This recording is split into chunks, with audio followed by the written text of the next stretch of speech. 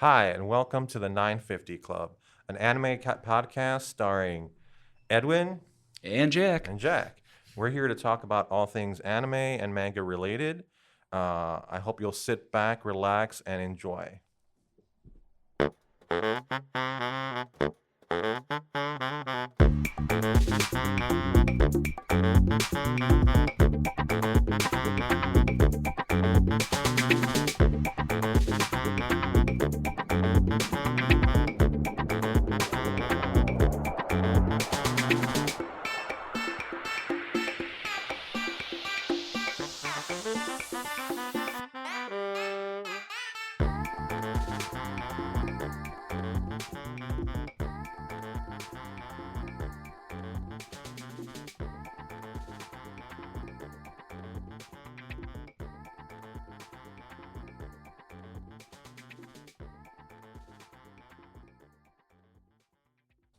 So the way this started is I've been wanting to do an anime podcast for a few years now, and when I told Jack, he jumped on the chance, and so that's what brings us here today. It's been kind of a little bit of a journey, especially with everything that's gone on in the past year. We've been enjoying a lot of anime since pretty much we've been home a lot, and there's been some great stuff that's come out in the last few years that we're going to talk about a few of our favorites. Well, actually, our favorite that Jack recommended to me. But first, we're gonna talk about how we got into anime, and I'm gonna let Jack take it from here. Well, Edwin, anime for me was always that eternal mystery. Even now, I'm still curious about it, and I'm even more curious how I never really got into it right away. I just can't explain it because, back in the 90s growing up, we would have local video stores nearby. We had a family video not too far from me, and every time I go in there, I would see the cover of End of Evangelion. Like it was ingrained in my brain right off the bat. It was such an exotic, such a weird cover that it just left an impression on me. And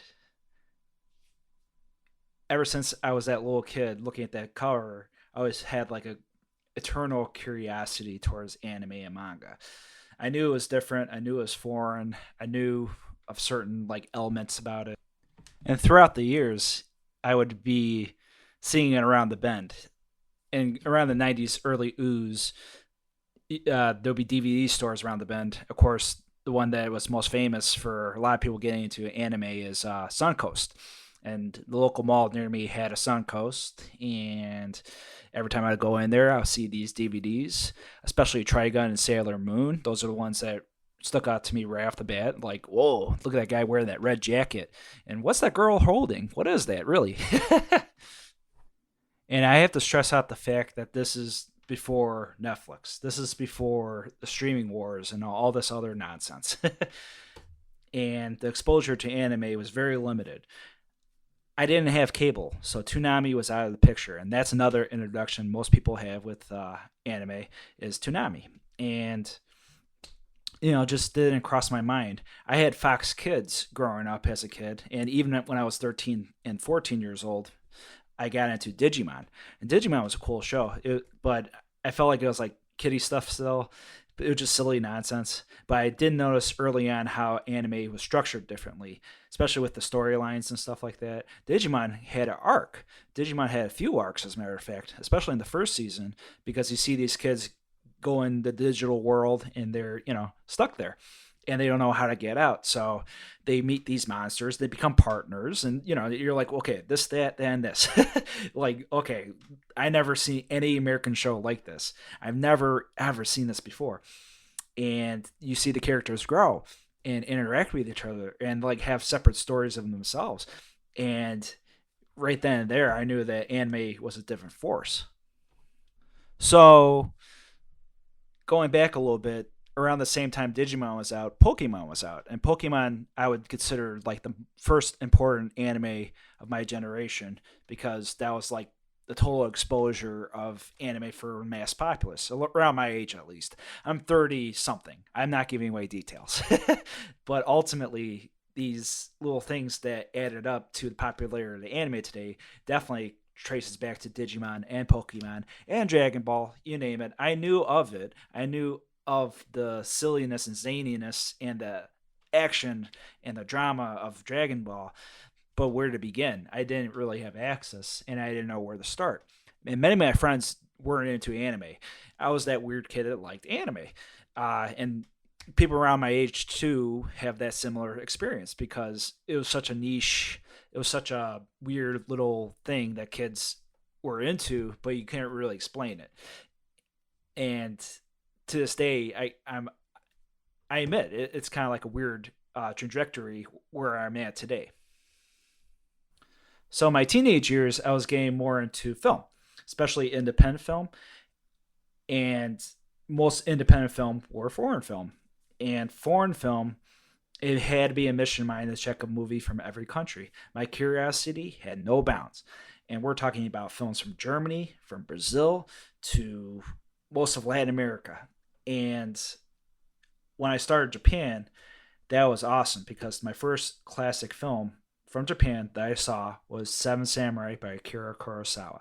And that was a tremendous, tremendous experience because I remember watching it, and it's a long movie, so 3 hours. I stood by it and I watched it, and it was gorgeous, gorgeous film, and it still left an impression to me today. Still a top 10 all time favorite film of mine. And thanks to Kurosawa, I was all hands on deck for Japanese cinema. And when I was 17 years old, one of the first films that really left an like a start, stabbed me through the heart was Hirokazu Koreeda's Nobody Knows, coming of age story for these kids with an they're abandoned by their mother.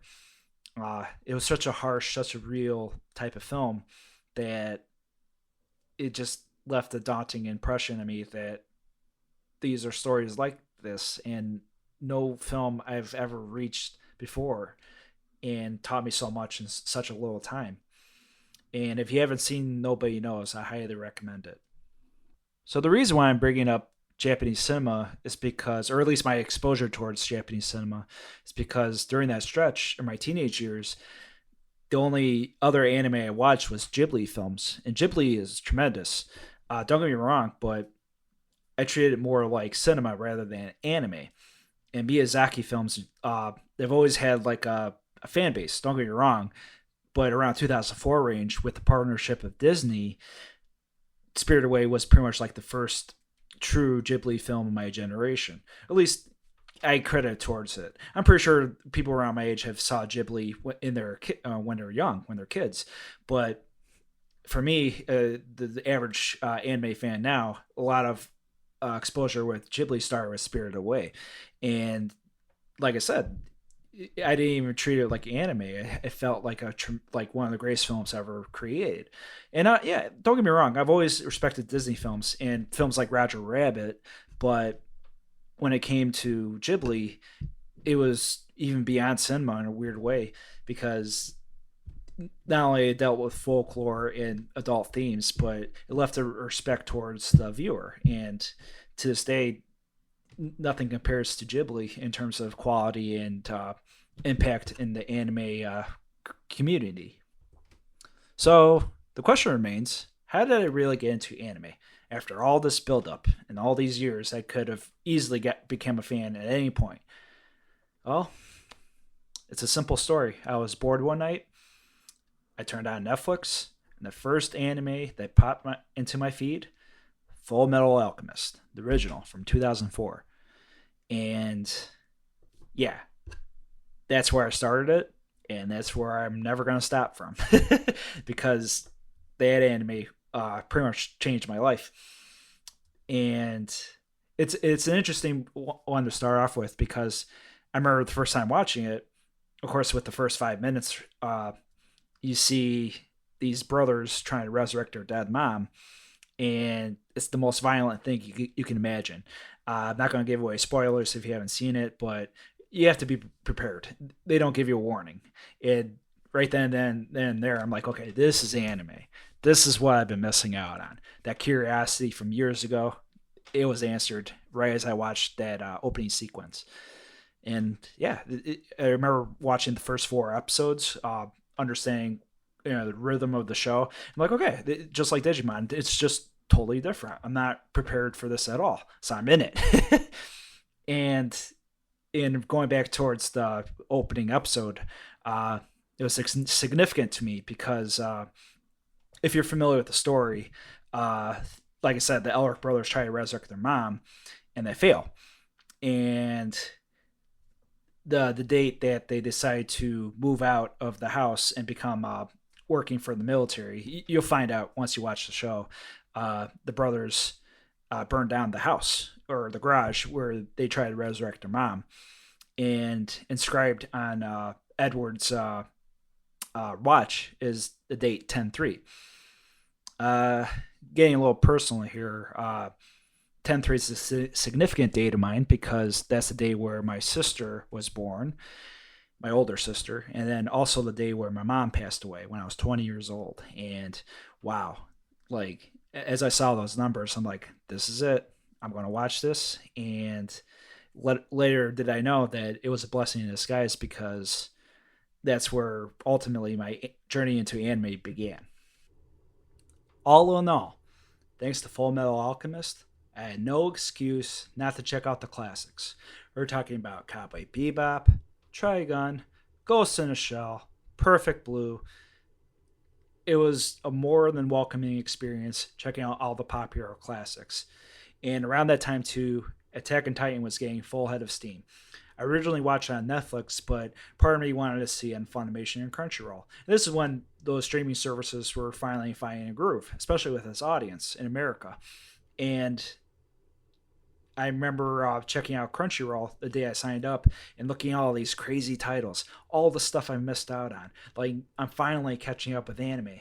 I'm still far away from it, catching up with all this content, but I finally knew where to start. And I remember looking at this one called Mysterious Girlfriend X. I would never check out this romance if it weren't for Crunchyroll. And it's a short and sweet and cute, but super weird anime. And I'm it's I can't help but think about that one because I would have never check out anywhere else.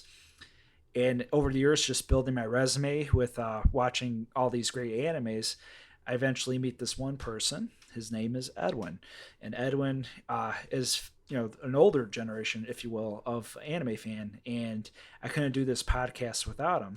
He's a tremendous source of knowledge of what to check out, and over the years of us bouncing each other of recommendations, it just had to come to this point. So without further ado, I leave it all up to Edwin right here. For me, I have to go way, way back before streaming, before DVDs, before video cassettes, and before even cable. My first interaction with, or my first, I want to say, the first time I saw an anime, um, I was actually over my uncle's house. And back then, network television had afternoon cartoons. And so you would watch, there'd be a bunch of different stuff. But I remember they had Speed Racer, and I thought it was so cool. I had no idea that, it was a Japanese cartoon and that there had been a manga series about that was connected to it. And I was just like, this is so cool. And then a few years later, Voltron came along and Transwar Z and Battle of the Planets and Robotech. And as a kid, I had no idea that these were Japanese, that these were taken from Japanese TV shows. But I fell in love because they were so different. Like you had giant robots fighting each other. You had these guys in costumes, and it was just a totally different feel. Was it local? Like it was on local Oh broadcast? yeah, yeah. These were all like Saturday mornings. Like I said, back then this was before everything. This was before even cable, and so this was just available. Like you, Saturday morning cartoons. You'd have your mix. Afternoon cartoons, like Voltron came out in the afternoons. Yeah, yeah. Like I'd go home and there'd be GI Joe and Transformers, but then you'd have Voltron and He Man and Robotech, And so I never thought that these were specifically, shows from another country. Yeah. I just knew that I was a fan because it's like, especially with Robotech, you had the Veritech fighters that, transforming planes. I mean, like, who doesn't like that? And that one, story wise, that was really different too, because there was definitely more of the narrative.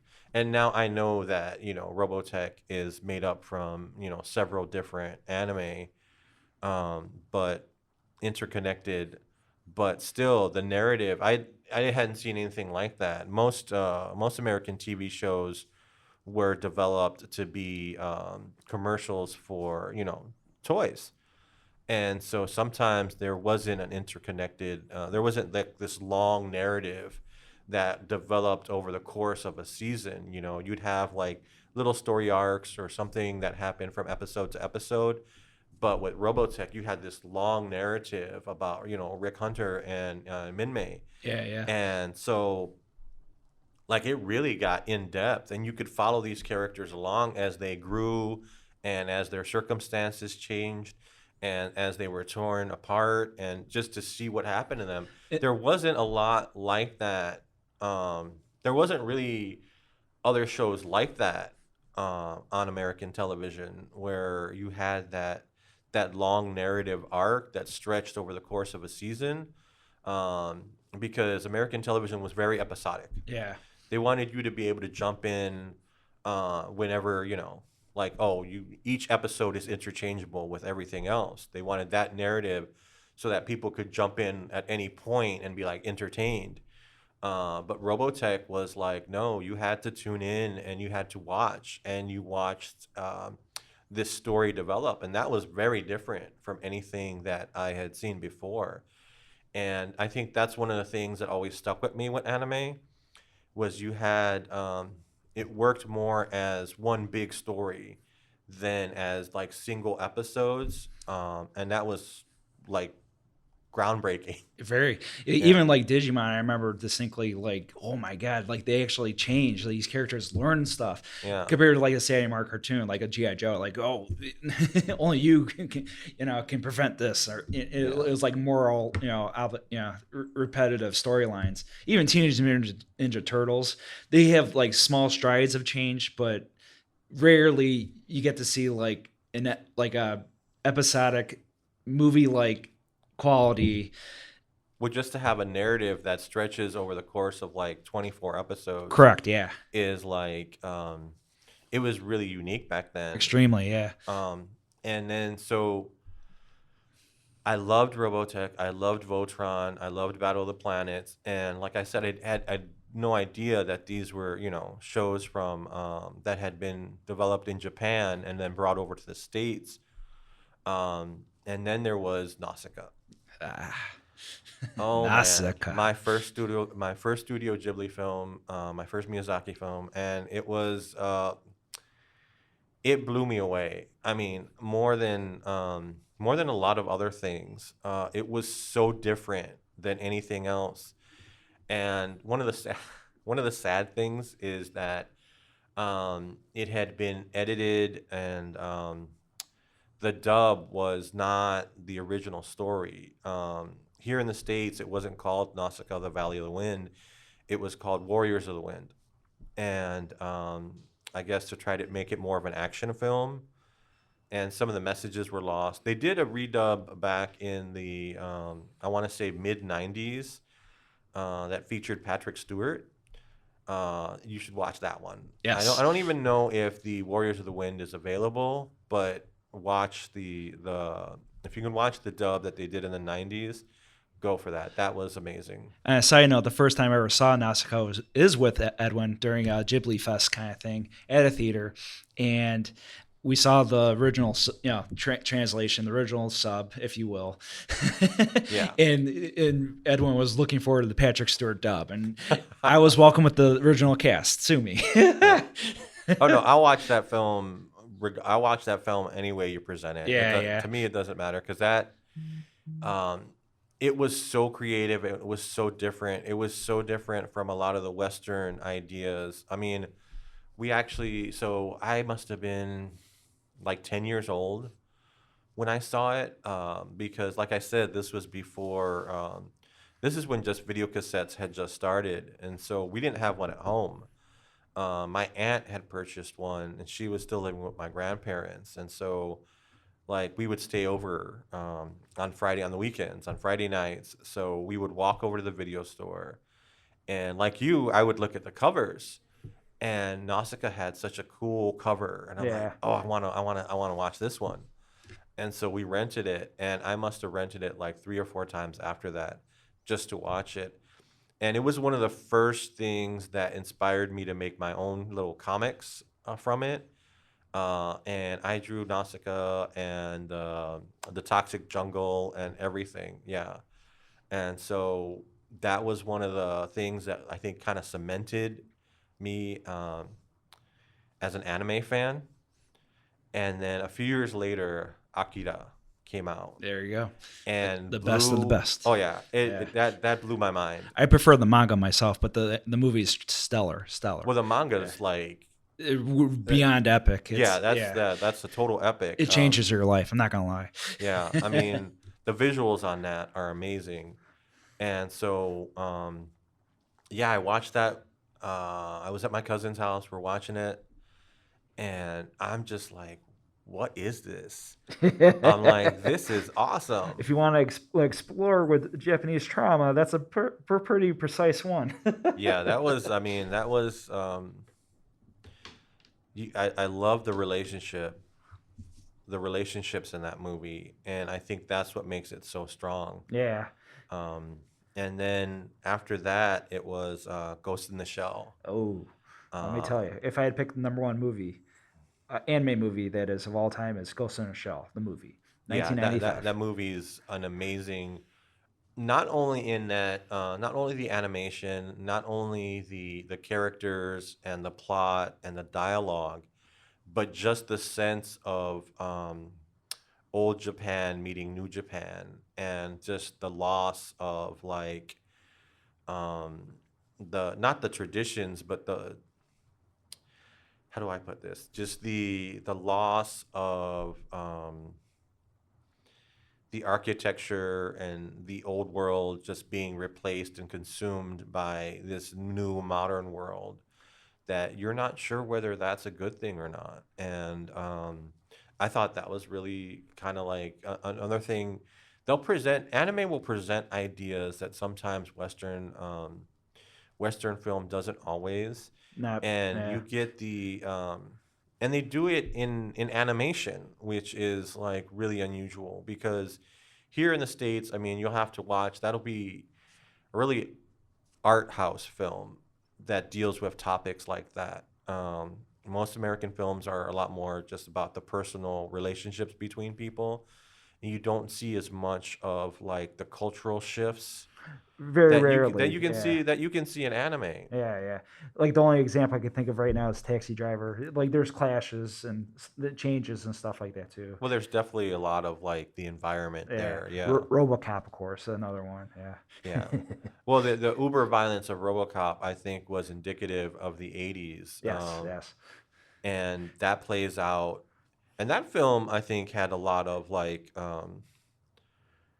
influences Oh, for sure. from anime. I Oh, for mean, sure. yeah, I Yeah. mean, yeah. You can't. I mean, you can't think about like a guy in a mech suit without thinking about anime. Yeah. And as I mentioned with the Kira Kurosawa, he was pretty much like the grandfather of a lot of the animes too, Yes, and definitely. the other way around too for Well, just Western. the influence is Yes, like it's yes. there. It's like even in Star Wars. I Yep. mean, yeah, the influence that those films influenced an entire generation, and will continue to influence entire Yeah, generation. specifically Hidden Fortress. If you guys are curious, highly recommend it. If you've never seen that film. Yeah.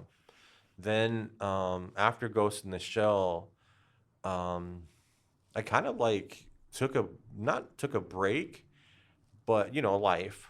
Life, Uh, life. What life can I happens. Yeah, work, life. say? You get distracted. When you're growing up too, like a Yeah. lot of things, like I mentioned, like anime was in the background, but it's like it need to be like a boomerang. It'll come back at you before you know it, kind of Always, thing. it always does. Yes, yes. And it came back in the form of Ghost in the Shell standalone complex. One of the best For me, animes ever. Yes. yeah, it was on the Toonami block, and that was the show that I stayed up late for. I'm like, I'm watching this, Yep. Yep. and every time, the Laughing Man arc, I loved every moment of it. Now looking back, the animation's a little bit clunky, but I still have a fondness for that show. Yeah. Compare to the movie, because movies like meant for the movie kind of Yeah. thing. Yeah. And then after that, it was Full Metal Panic, Excellent one. which bringing me back to the big mech shows, I I s- was like, oh man. yeah, I still have yet to finish it, but it's one. It's an anime. I'm like, man, I need And every who doesn't episode. love Konami Shidori? I mean, Exactly. Yeah. like, yeah. Yeah. Talk. Even the dub for that one's good. Oh yeah, no, I Yeah. mean Yeah. the acting on that, the sub or the dub. I mean, it's the original or the dub. Both of them are excellent. Yeah. Yeah. So I watched all of those. At that point, it was like it was mostly after Toonami. It was kind of a struggle to find anime. I was buying DVDs, video cassettes or DVDs. At that point, they had moved to DVDs. The distribution still wasn't great, but like I have like Full Metal Panic, the first season, the second raid, and the third, all on DVD. And that third season, that was fun. Yeah. After that, it was Full Metal Alchemist, Yes. which was an amazing show. It was one of those shows where I was like, I was ready to follow these guys on this arc, and it was an amazing story. I'm like, it had story elements where I'm just like, are they really doing this? And I'm like, yeah, they are. And again and again, it surprised me, and it made me an anime fan all over again. And now, in the last few years, thanks to streaming like Crunchyroll and Funimation, I mean, I can pretty much watch as much anime as I want. Yeah. I know. And I know there's a few others out there like High Dive, and I've just been watching anime left and right. I've got my anime list of shows that I've watched and reviewed. I've got my rating system. I'll watch the seasons now. It's a regular thing, and I couldn't be happier about that because I'm watching shows that I love. Shows that have made me cry, shows that Yeah. have Yeah. made me laugh. And ones to catch up on, like you missed it the first time Oh around. yeah, Yeah. definitely. Yeah. And that's the thing. It's like now that now with YouTube, I can watch like there's so many recommendations. People are there's shows that I want to go back and watch, like Darker Than Black, Yeah. Yeah. which was an amazing show. And there's just a constant steady stream of recommendations. And I like that the anime community is such a big umbrella. There's so many things for you to watch. Whether it's a mystery show or giant mecha or a slice of life. There's a little bit of something for everybody, and I think people should dive in. Oh, for sure. And as you mentioned, with the umbrella of anime, also the community too, super diverse.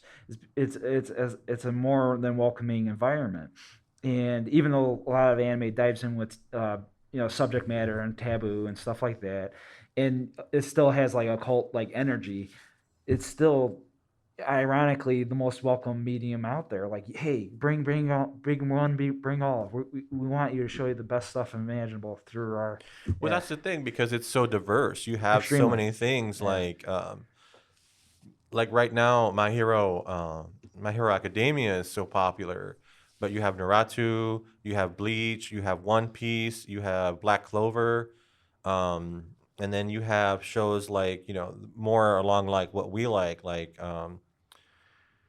My Ins- Life as a Villainous, there you go, or or inspector, yeah, yeah, shows that are not that might not be that are popular with I think the fans, but different than like the shonen anime that a lot of people were introduced to and are so popular. But I like that some of the other shows, thanks to streaming, are getting attention and inviting a wider audience. yeah. Crunchyroll, for example, they do awards every year, and they highlight what they showed over the last year, and it's the best way to see what you've missed out on.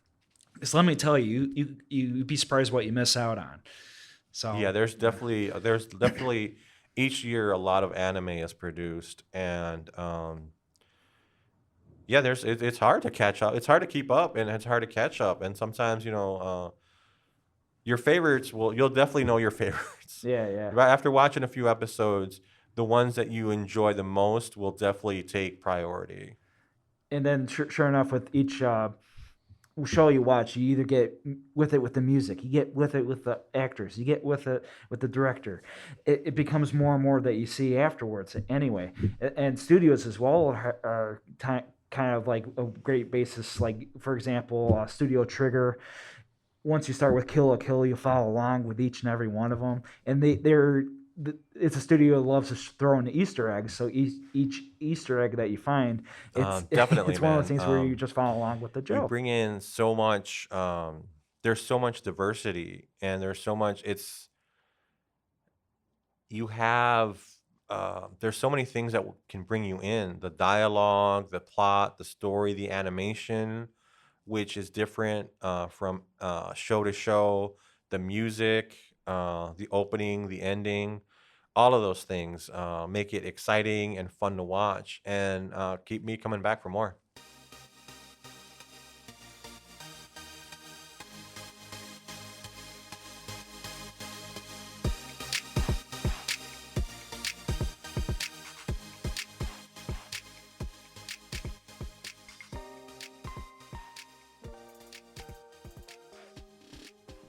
All right, now we want to talk about some animes that we recommended to each other.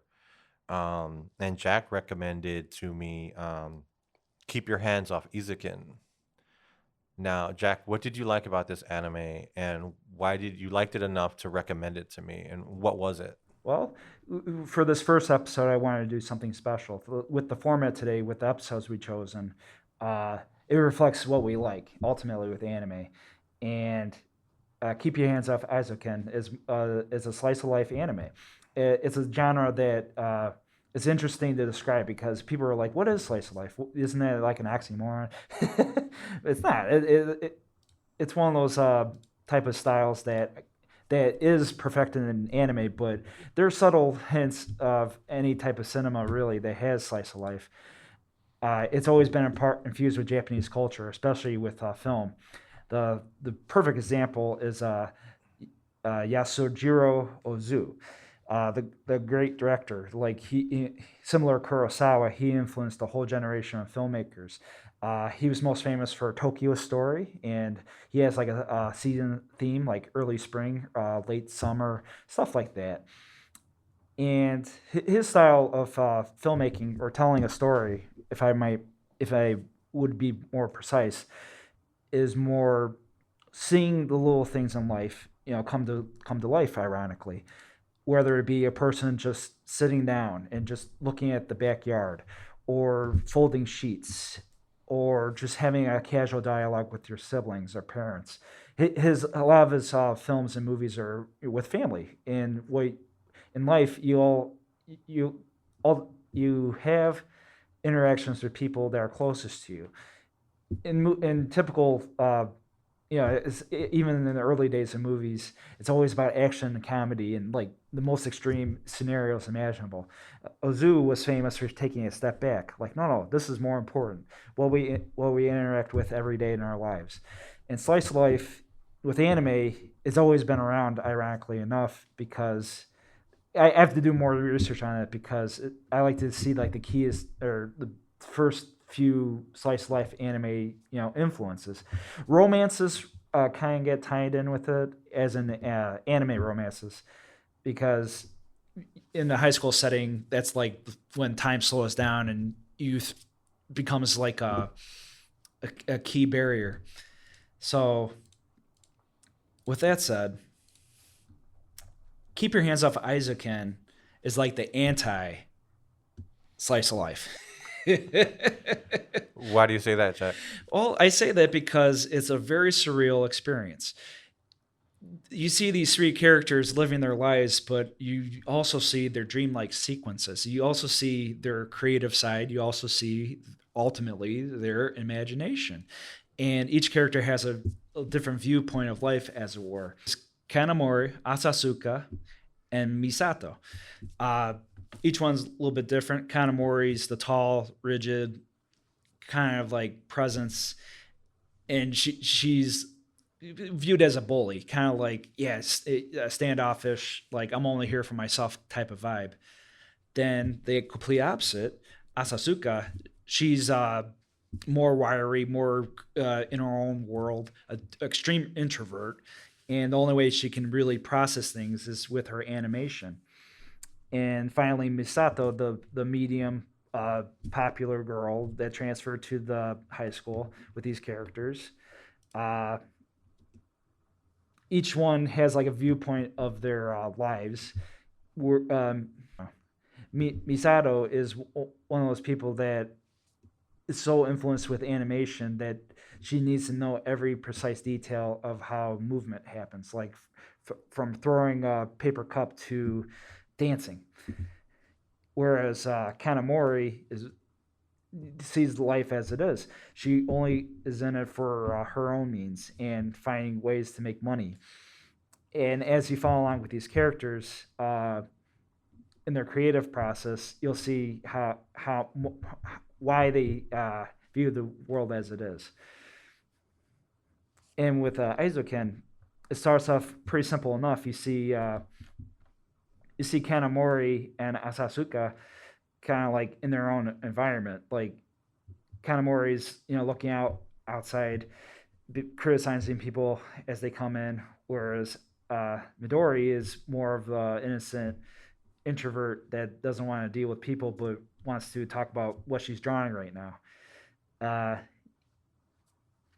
and especially in the first episode, it's such a key episode because you get these girls interacting with each other and you get the banner building up. And then eventually they meet Mizuzaki.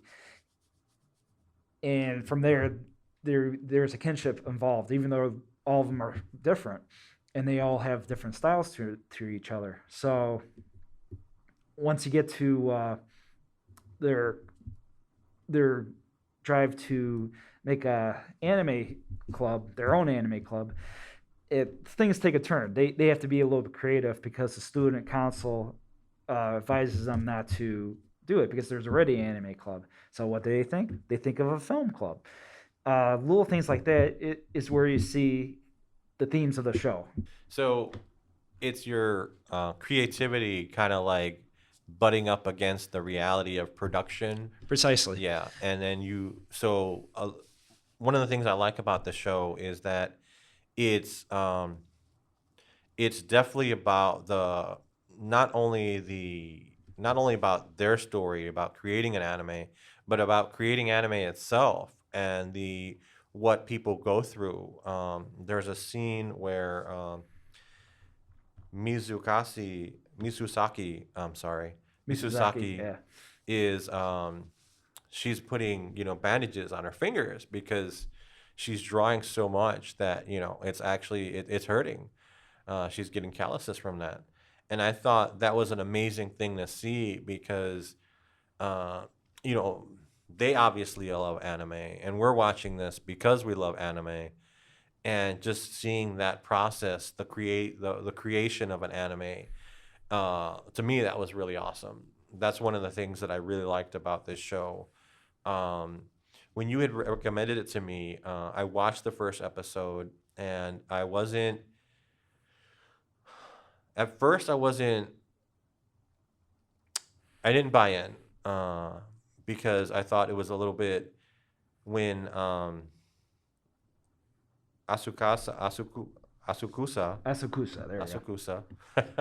We're gonna get these names right. Yeah, and we Asakusa. apologize Yeah. if like I said, this is an ongoing study. So, Asukusa,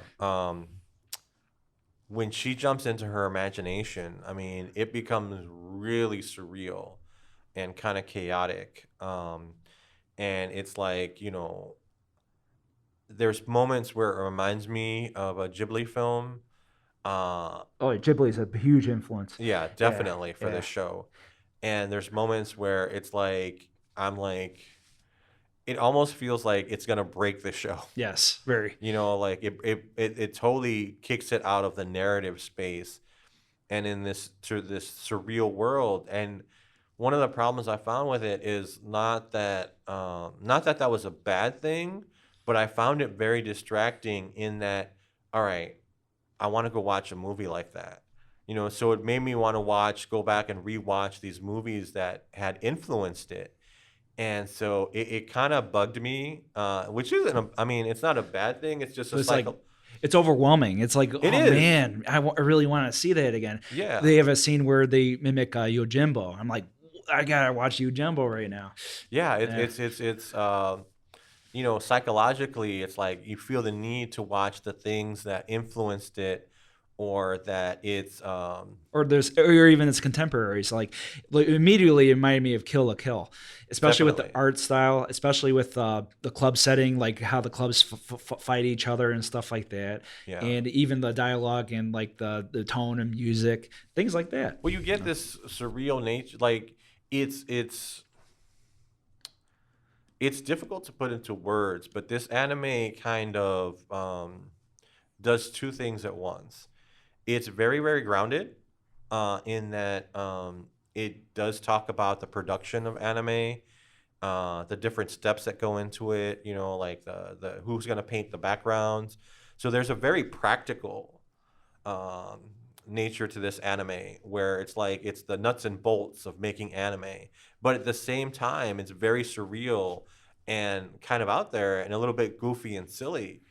Like that intro song, "Easy Breezy." Yeah, easy breezy, Yeah, dude, easy you breezy. find yourself singing that like you know at random places. It'll definitely get stuck in your head, and it's so it speaks to this like you know like this casual breeziness that you think you're gonna find in the show, and then it's like you get these moments that are so over the top.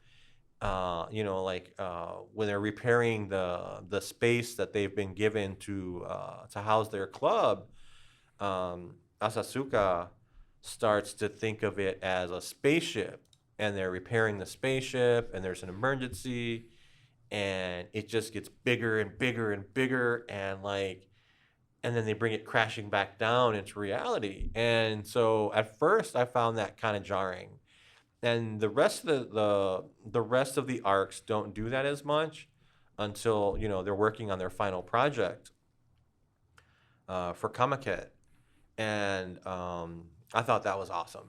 Yeah, Yeah. and there's like three distinct arcs of it, and Yes. each 4 episodes or so they go for one arc as well. The basis of the show is that these three girls are creating anime, and the first one is like kind of like a passion project thing.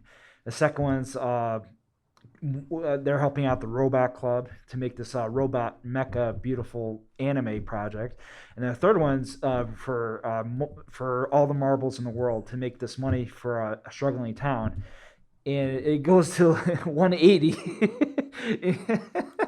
It's one of the most beautiful things you'll see, especially episodes 11 or 12. You finally realize where you're going with this journey, and it continues on.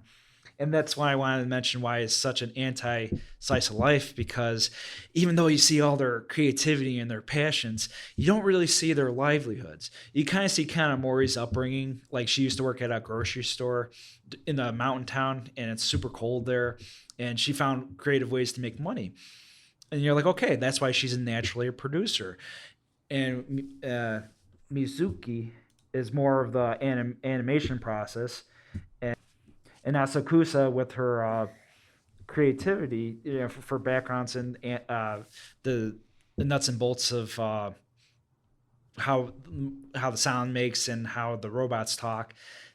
They have to coexist with each other, and as you find out along the way, that's like why it works and why you should have that outlook in life. Yeah, I really like the fact that this show didn't have any romantic involvements and was just straight about their passions and their creativity. And that way, keep your hands off. Izuken is almost like a sports anime Yes. in that it's all about, getting, achieving their goals and getting to where they want to be. And that was really refreshing, especially to have it be about, three female characters where, usually it focuses on men. And so this, I thought that was really refreshing, and it was really nice to see that these characters, there's no concern about, who likes them and who doesn't like them. It's all purely about the creative process. Um, and like I said, the exaggerated and the practical nuts and bolts are also different from, I think, slice of life anime, because slice of anime, I mean, you'll get like some silliness and some goofiness, but you won't get the surreal, the extreme surrealness that you get in this anime. You also won't get on the other spectrum those exacting nuts and bolts Yeah, that I yeah. spoke about with production.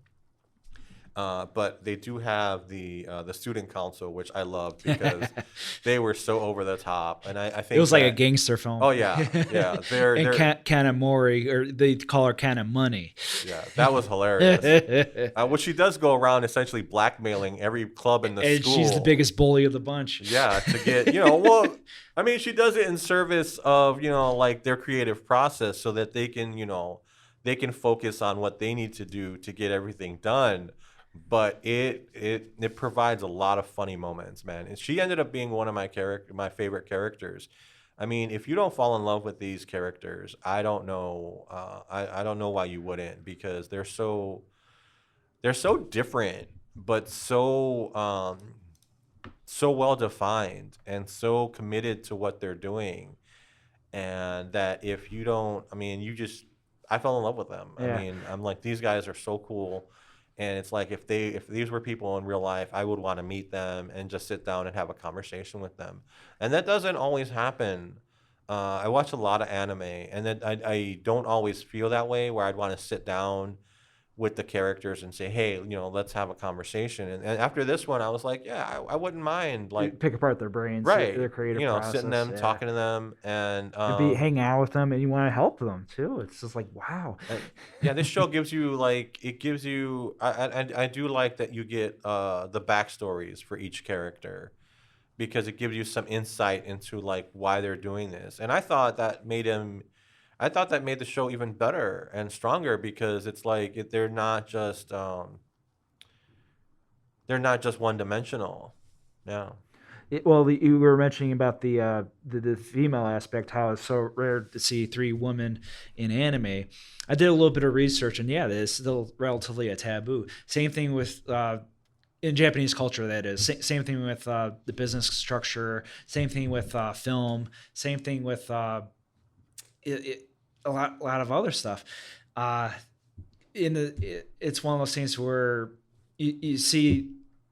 I always meant where we were mentioning earlier how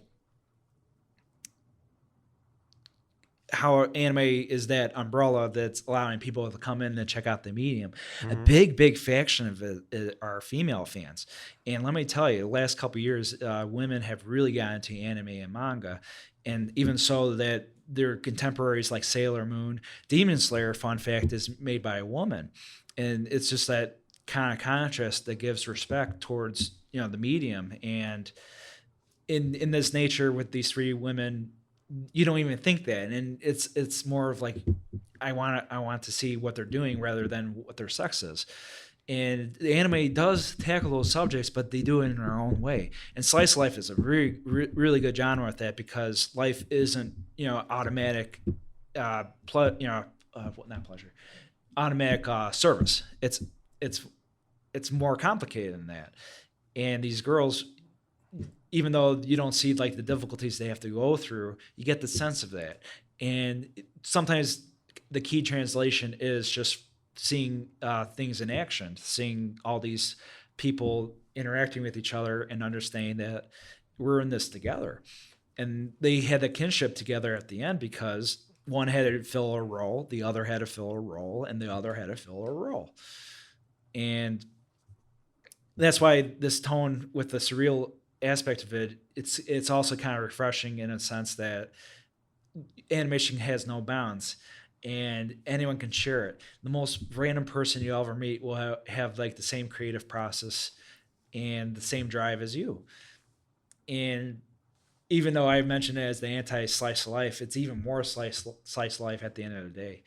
So Well, one of the things, especially about the last episode, where they're able to put out their anime and Asakusa, um, as she falls asleep uh, toward the end of the last episode, yeah, that was so cute. yeah, you see all of her all of the DVD players that their disc has been inserted to, they kind of explode Yep. and become the towers from the anime. And the imagination's real. Yeah, Yeah. everything that she's imagined over the course of the season is there. It's real.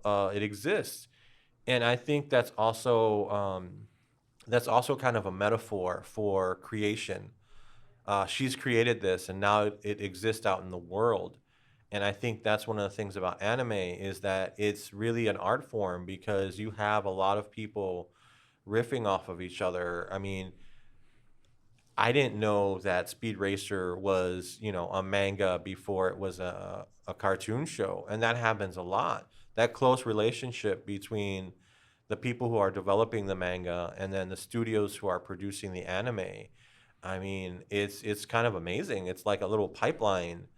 And it just really I just find it amazing because so many of these people are doing the mangas independently. They're doing them on their own. It's not like here in the states where I mean, yeah, you have your you have your studios over there, but like you don't have like comic book artists doing their own comics and then them getting picked up by an animation studio and being turned into like shows as the way you do, with anime.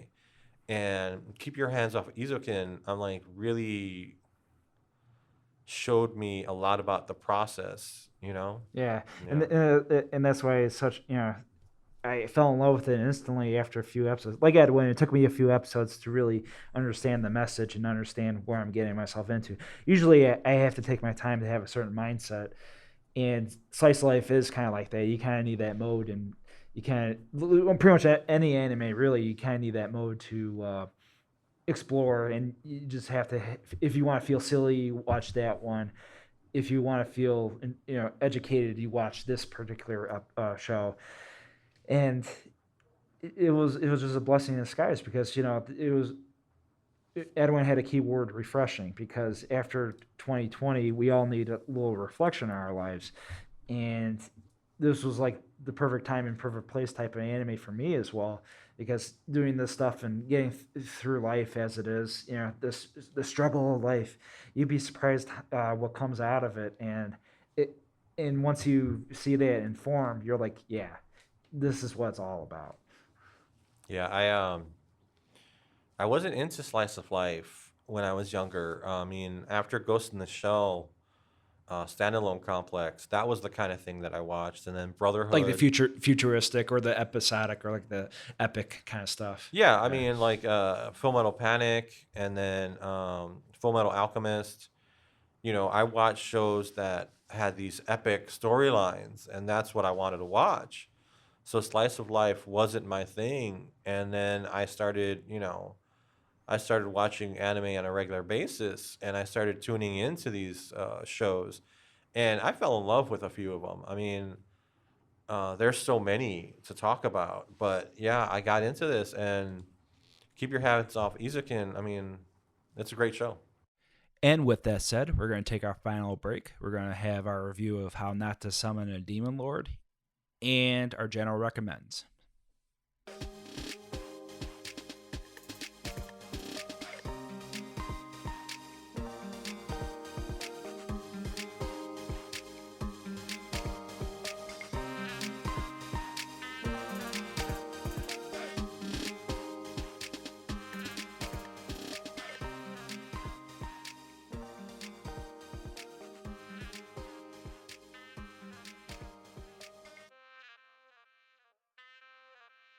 And for now, we will turn into our next one, how not to summon a demon lord. Let me tell you. Now, Jack, I've recommended a lot of anime to you over the course of the last 3 years. Why did you pick, like, I recommended Wonder Egg Priority. I recommended, which is an awesome anime, and you guys should watch it. Yeah. I recommended Mushiko Tensei, Jobless Reincarnation. That time I got reincarnated into a slime. And now How Not to Summon a Demon Lord is definitely an isekai. But it's a naughty one. It's definitely a naughty one. So why? Parental advisory from this point on. Yes. So why did you pick this one? Well, for for the beauty of anime, for anime fans that know, and like we've discussed with anime, everything and anything they can think of, anime can try to do, and somehow it makes it work. And this one's a perfect example because it's almost like a parody of isekai animes, like Edwin mentioned, kind of like fantasy adventure role playing type of animes. A perfect example. The time I got reincarnated as a slime. This character that was a business person that ultimately died and got transferred to a new life as this blue ball. And this blue ball is like, what am I? What's my purpose? Why am I here? All these mysteries come abound, and then little by little, these characters realize that they're super powerful. A lot of isekai too, they tie in with video games. Like there's a leveling based system, and this character realizes that they have certain stats and certain abilities to do these amazing things. Yeah. How Not to Summon a Demon Lord is definitely an overpowered isekai. Yes, Mhm. extremely, and right off the bat, and that's the charm of that particular one. But Demon Lord, how not to summon a Demon Lord, is completely well. It's the same concept of like the character is super powerful right off the bat, but he's even more powerful than advertised. He's probably the Right. most powerful entity there is, and Demon Lord is he's a summon, right? Right. He's summoned into this world by the two female characters, Rem and Shira, and they summon him in order to help them with the problems that because essentially they've become adventurers because they've left their respective communities for whatever for the reasons for different reasons, and so they need help. So they decide to summon this Lehman Lord to make him their servant. Unfortunately, he has a ring that rebounds whatever spell, and so they end up becoming his servants. And so it's like the title works. There's two different titles, but How Not to Summon a Demon Lord really works. It's also known as the King of Darkness, Another World Story, Slave Magic. Wow. Yes, and then in Japan, the Otherworld Demon Lord, and in the Summoning Girl, Slave Magic. Yeah, so this is definitely a naughty anime. Naughty, naughty, naughty. It's a Yeah. harem. Yeah, it is a harem. It builds toward that though. It doesn't start off as that. So he's his name. So he's actually just a kid playing a video game. Yes. Cross Reverie. Cross reference. Yeah, it's a massive. It's an MMORG RPG. And that's my favorite quote in the show. Yeah. Cross reverie. Yeah, and so he Because they mention it every time. This wasn't a cross reverie. yeah. Takuma Sakamoto. Takumaka Satomoto. Yeah, so when he gets summoned, he doesn't have any idea what's going on. Yes. And so he decides to essentially take on the persona of his character in the game. Diablo. Yeah, which is a demon lord named Diablo. And one of the funniest things about the show is him always trying to pretend to be a demon lord. Even though he does things that go totally against type, and he comes across more as the hero, but he has some fun. Definitely has some fun with it. It has a Final Fantasy setting where, okay, we're out to do some adventures. And yeah, you get that sense of it. You feel like they'll go in different towns, battling monsters or whatnot. But it does a reverse take. It kind of like tackles on the establishment It reminds me a lot of Rise of the Shield Hero, because Rise of the Shield Hero also is one of those isekais where there's a bigger conflict than advertised. It's not just a simple adventure kind of thing. Those are the isekais I usually like. And this one I like too, because it tries to make fun of everything almost, but in a subtle way. They don't overbear it. It's not a full on comedy. It's not a full on hentai, if I may say so. Even though it's a harem, but there's a lot of fan service, type of humor There's where, a lot of fan yeah, yeah. service in this one, Jack. And I must say, if it's not your cup of tea, by all means. And that's why we welcome this type of anime, because we want to discuss those type of animes. It's out there. How can we not ignore it? It'd be like a disservice to anime itself, not to mention this anime. The reason I enjoyed it, and I don't usually do, I don't mind a little fan service. This show has more than a little bit of fan service. Very much so. A Uh, to the lot of soul point, humor. yeah, to the point where I was getting a little comfortable. But the thing about this show is that it kept me laughing. Yeah. The main character is not comfortable. No, no, and he has to He- put on this confidence persona that when he's talking to the characters in the world, he has the ultimate badass, the ultimate, like, yeah, I'm going to destroy you type of complex, and he gathers up the courage at one point, but you'd be surprised how much he's like, oh no, what am I doing? What am I doing? What am I doing? yeah, he's definitely he's sucked into Oh this, yeah, and he is trying to play this persona, and the people around him are not. They're not giving him the chance to kind of deal with this. yeah, yeah. And there's a lot of like I don't want to say harassment, but it comes There's pretty harassment. close. Yeah, yeah. Yeah. I can't defend it, but it's like, Well, I mean, I'm not going to defend it. I yeah, mean, it is what it is, and I enjoyed it. Like I said, I enjoyed the situations, and because you said it takes a lot of isekai tropes. very much, a lot, almost all of them. Yeah, it Yeah, takes a lot of isekai tropes, and it makes fun of them. yeah. And I enjoyed that a lot Well, because I've watched a lot of isekai, a little more serious ones like Overlord. Overlord, I've been meaning to. Yeah, Yeah, and that time I got reincarnated as a slime. And those don't really have, well, Overlord has some fan service, but it's not a humorous show. There's no, definitely a no. dark tone. Yeah, yeah. And then in how I get that time I got reincarnated as a slime, it's very minimal. The fan service is very minimal for an isekai. And I've watched others where there's more or less, and you're either comfortable with it or you're not. And it's perfectly fine if Yeah, not. and but it's Yeah. it's kind of the nature. It's built in. It's the nature of the beast. Um, that's why I really enjoyed Keep Your Hands Off Eizouken, because there wasn't any. No, no. And And it treated it with respect. yeah, And even though it's surreal and kind of silly at times, there is a real reality aspect to it. Whereas this Demon Lord is like complete opposite. You're in this, for fun, nothing oh more, yeah, nothing that less. it's just Yeah, yeah, you're in for this for fun. It's entertaining. They mess around with a lot of the tropes. yeah. The dialogue is raunchy. There's some things that kind of like surprised even me for anime. I'm Yeah. like, are they really saying this? Yep, yep. And so be prepared for that. And But it was a lot of fun. I mean, if you're okay with that, then you're gonna enjoy this anime. And I did find that the first season was stronger than the second season. I I don't know how prefer you the felt second about season. that. I You prefer the prefer the second second season. season? Reason being because that was like more of a interesting concept, because the first arc they go up this tower. You remember the tower's name? Hmm.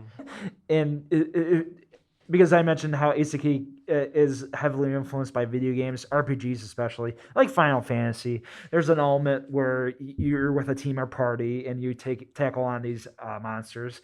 That was like the first time I felt like I was actually in a video game.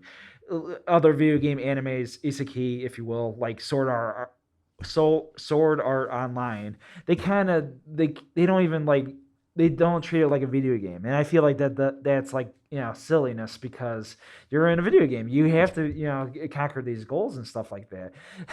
Whereas sort of SWO, their problem is that they make it like real, like you could die. And it's like no, that's silly. Well, and how not to summon a demon lord? I mean, you don't give some of the other world tropes. Like he's not always checking his stats No, and no, no. but you get like the basic structure of an MMO RPG Yes. where you have the raids and you have the bosses and you have like special events. And then you have item drops. I liked all of that. Um, the reason I think I liked the first season better was it spent a lot of time developing the starter town. Okay. You got your starter town Yeah, characters. yeah. I felt there was a little bit more development. Then you, in the second season, you're taken out of that town, and so all of the characters that they developed in the first season are kind of put in the back burner. And the main three leave the town. And for me, it felt that they were leaving the town just to increase the size of his harem Yeah, yeah. because he picks up two more girls. Yep. And No, no, no. actually three. Even the first season, there was like 2 or 3 that could have been his anyway. Yeah. Well, as they circle back around, Yeah. he definitely revisits some of them from the first season. Yeah. And so Well, let's backtrack a little bit. With his first season, he has the 2 slave girls, and then what did he do in the first season? well, in the first season, you get the backstories for both of the girls. Yes. Like Rem is actually she's carrying around a demon lord within Yes. her. And That's concluded in the final few episodes. yeah. And then Shira is actually she's actually elf royalty. Yes, and that's an And arc so there too. yeah, so they have to he resolves her issues, but then there's also the paladin. Yes. She comes into play, and she's there to kill him Yeah, because he's a demon lord. Yes. And so that's one of the things about calling yourself a demon lord. The establishment is coming to take you down. Yes. And he proves himself to be stronger than everybody again and again. And the first season does have a clear enemy. It's the church. Yeah. And second season is pretty much the church, but it doesn't lead up to it. And that's my only gripe with the show is because you don't know when the transitions are happening. Like, okay, after this arc or this adventure, let's do this. Like, you kind of need that build up, or even like a slow down episode. An episode where you catch up with the characters or barely have any conflict in that episode to build up to the following arc or something like that. I get that. Yeah. I don't know if that's because originally it was a light novel. Yes. Originally it was a light novel, and it was adapted into a manga. And so I don't know if that might be some of the issues that some of the reasons. Could be. Yeah. And light novels and mangas kind of have episodic like turns anyway. It's just the anime pulls it all together. Yeah. I can see that. Yeah. And in the second season, you do see them going back to fight the church toward the end. I thought it was well done. I really liked that last episode. Me too. Yeah. I was kind of disappointed that it was only 10 episodes for that season. I wish they had done. I wish they had done a Hot Springs. Well, that's the kind thing. of like Yeah. That was kind of unusual that they didn't have like that last like 12th, 11th or 12th episode where you get to see the characters. They do have a recap that shows you like where all the last few moments of the anime, they show you what all the characters are up to and on the different roads that they're going. And then you have the main three, Diablo, Rem, and Shira, kind of like going off on adventures again. So you'll get to see, like if they do a third season, you'll get to see them go off on even more stuff. Yeah. But they do tie things up in the last episode. I just wish that like other anime, you got like a Hot Springs episode or the beach episode. Yeah. You don't get that in this. Or even just like a lot of animes, they just have that episode where they're just talking. Re:Zero is a classic example. Yeah. They didn't really have like a beach episode, but they would like have a snow party kind of thing. Little things like that. You do need to scale back a little bit. Well, with a fan service show, you kind of expect those episodes Yeah, yeah. because it's like that's where you get the figures, Yeah, you and know. then Quintessential Quintuplets has one. My Yeah. Hero has a beach episode. Black Clover has a Black beach Clover. episode. Yeah, yeah. Yeah. For this I mean, anime, so does yeah, My Darling and the Franks, yeah, yeah, they do. which yeah. And that's another one that similar how not to me that felt like a parody at times too, like a parody of mech animes, even making fun of it, Neon Genesis, things like Oh, that. definitely. Well, it's definitely influenced. Yes, You yes. can there's a heavy influence. But there's a Uh, serious tone as well, so there's like homage, but also kind of like this is kind of silly.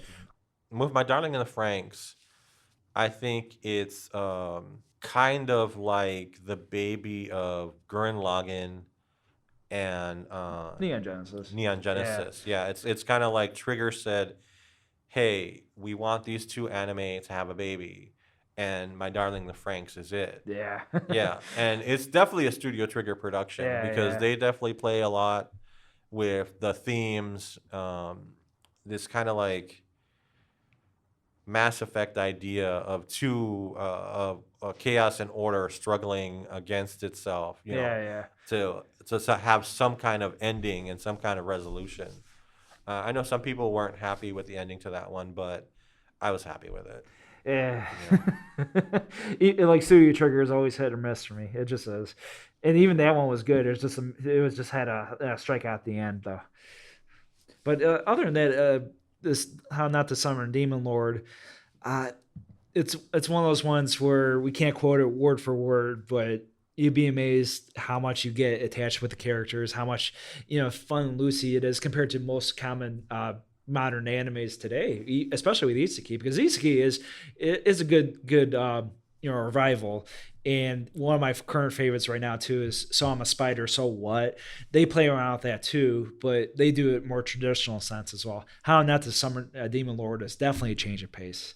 Well, And Iseki has definitely gotten to be one of the more popular up there. genres. I would say Yeah, number two or number three for sure. yeah, it's Yeah. huge. I mean, even Romance is like a 2-1, yeah. and then Well, we have shonen. like, I Yeah. mean, right now I'm watching the current season of That Time I Got Reincarnated as a Slime, That's a good one. and I just finished watching So I'm a Spider, So What, and then I'm also watching the second season of My Life as a Villainess. All Yes. routes lead to doom. And then it has a harem theme too. Yeah, and Yeah. then in the past I've watched. I watched Overlord. I watched Sao. Um, I'm not a fan of SAO, by the way. I have we know, to Jack. we We have to know. establish that. Uh, and so yeah, I mean it's all over the place. I've watched Grace. I believe it's called Grace of the Gods. Death March to Another World Rhapsody. There you go. Yeah. In Another World with My Cell Phone. So yeah, man, Isaki's all over the place, and I know some people are fans and some people are not. Um, I mean, I'll keep watching. I have my favorites. There's some that I'm gonna recommend, and some that I'm not. But I'll get into my rating system maybe in Podcast or something. another Yeah, podcast. yeah. But like, if you get 1 star from me, it doesn't mean that I don't like you. Yeah. It just means that I enjoyed. There was some entertainment. If I don't rate you, then I'm not even. Or finished. There's Yeah. no point. Yeah. Yeah. If I give you 1 star, it's that I liked you, but I'm not gonna recommend you because I don't feel that there's enough there to recommend something. Yeah, If I yeah. give you 2 stars, it's that I like you and I'm gonna recommend you. So yours is like kind of like the Roger Ebert style, like 4-star, 5-star. Well, it's not a rating system per se. I'll give you you'll have more stars. The more I like you, the more stars you'll have. Okay. I guess we're gonna go through this. No, just making sure. But why No, not? so like the more stars, like 1 star, I like you. Yeah, You know, 2 stars, I like this show enough to recommend it.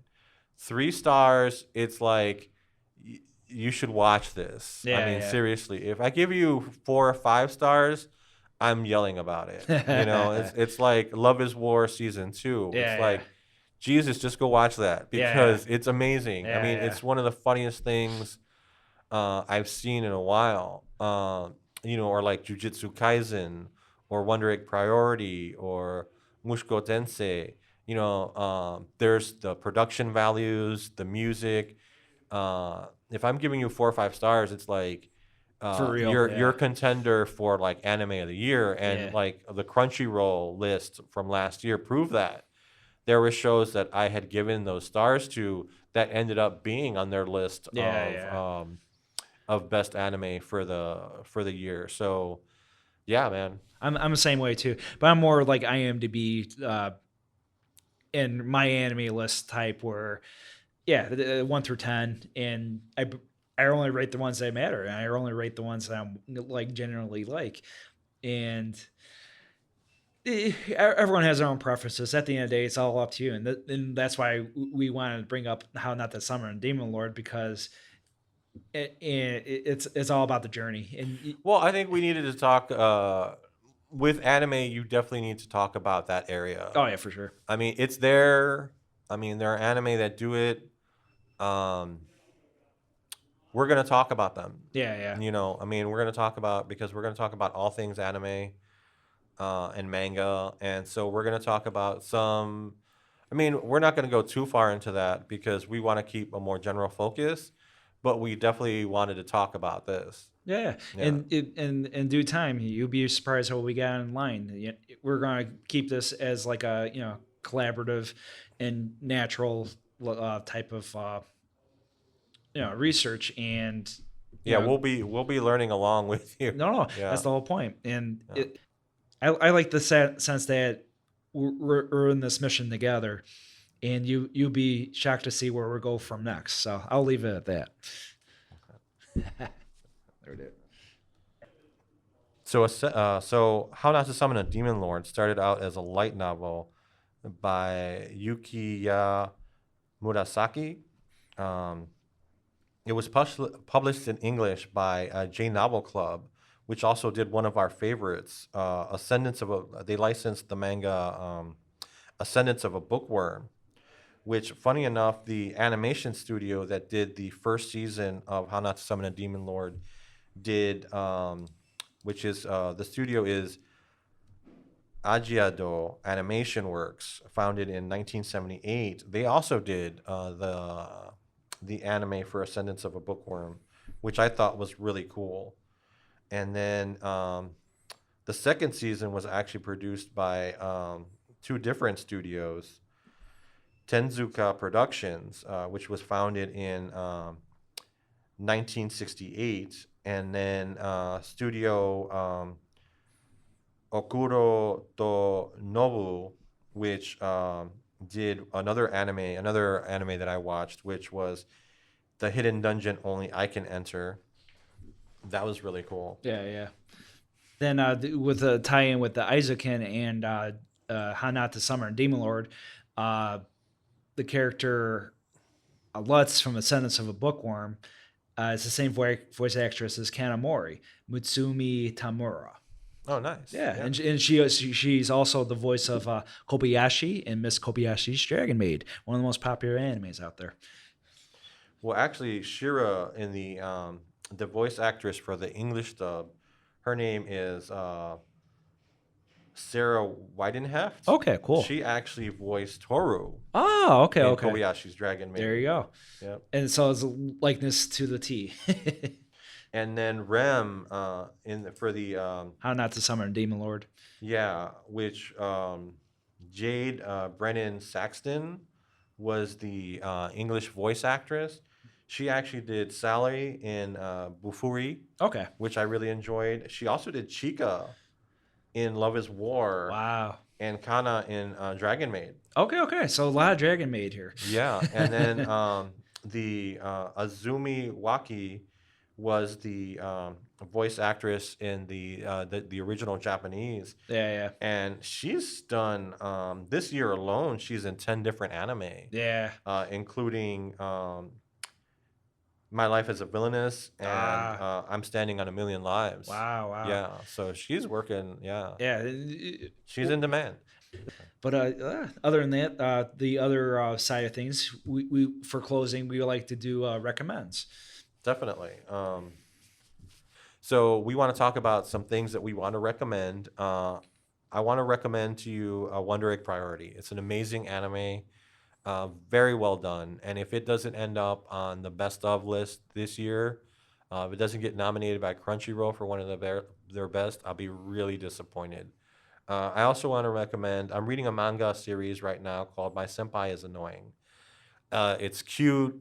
It's charming. It's about these two office workers, um, Fatuba and Harumi. And Fatuba essentially is so short and so small that a lot of people mistake her for a child. Oh wow. And yeah, and Harumi is essentially her coworker. He's huge, Mm. like Hulk huge. And so it's the charming story of how these two, Fatuba is, so essentially she's falling in love with him. And everybody else around her can see it except for her, her friends, her coworkers. And I can't wait to see this as an anime because I really adore the manga. It's a cute slice of life. It's really charming. I love the relationships between the two characters, and then even their coworkers are brought in. I'm excited for the anime too because it's done by Studio Doga Kobo, Okay. Yeah. and they did Sing Yesterday for me, which Jack and I. Ah. That's one of Jack. Oh Jack and I boy. love that anime. You Speaking of guys, slice of life. yeah, slice of Yeah. life that you guys should definitely watch. They also did Sleepy Princess and the Demon Castle, Yeah. which We love adore as yeah, well. which we adore as Yeah. well. Not only for the show itself, but for that intro, the opening and closing songs. Which, man, if you haven't look those up and listen to those because those are great. And my recommendation, as we mentioned earlier, my first manga obsession is Komi Can't Communicate. We got word last week or so that there's going to be a live adaptation of this anime. Yeah, And that's exciting. yeah, yeah, and of course, a couple months ago, we got the pleasure of hearing that it's finally going to be anime as well in October. Yeah, so it's a double whammy. I Yep. mean, And the studio that's making Komi Can't Communicate, OLM, it's a the same studio that does the new revival of Pokemon. So the production value is through the roof. The trailer's astounding. I still haven't seen the trailer for I don't even think they have a trailer yet for the live action Comey. But you know, if you're that passionate over Comey Can't Communicate, live action is definitely your cup of tea as well because it's one of those manga series that you just naturally endure. Of course, it's a romance, but it's nothing too out of the ordinary. It's more about friendship than anything yeah. because the context of the show is that Comey has a communication disorder and she's trying to get 100 friends. Simple premise, very simple premise. And then her friend, the wallflower, I can't think of his name right now. Dandoro? Dandoro, there you go. He basically helps her, a genuine I'll help you. And he's one of those people that is probably one of the most endearing characters of the manga as well. And you get to see the other characters in the high school that are just charming and endearing. And there's even subtle Ludi type of humor thrown in there. And Comey ultimately is just that sweet, innocent character where you root for her, and it's a genuine experience to have with manga because even though she doesn't talk too much, she says a million things before you know it. So it's a wonderful, wonderful manga. That's why I was reading the manga, which we both love. I was really wondering like how they could do this as an anime, and watching that trailer with the music and everything, I'm like, wow, this is gonna be good because Yeah, they yeah. they're really because essentially Komi Can't Communicate is literally the basis for the manga, and so it's like how are you gonna do a character that really can't talk?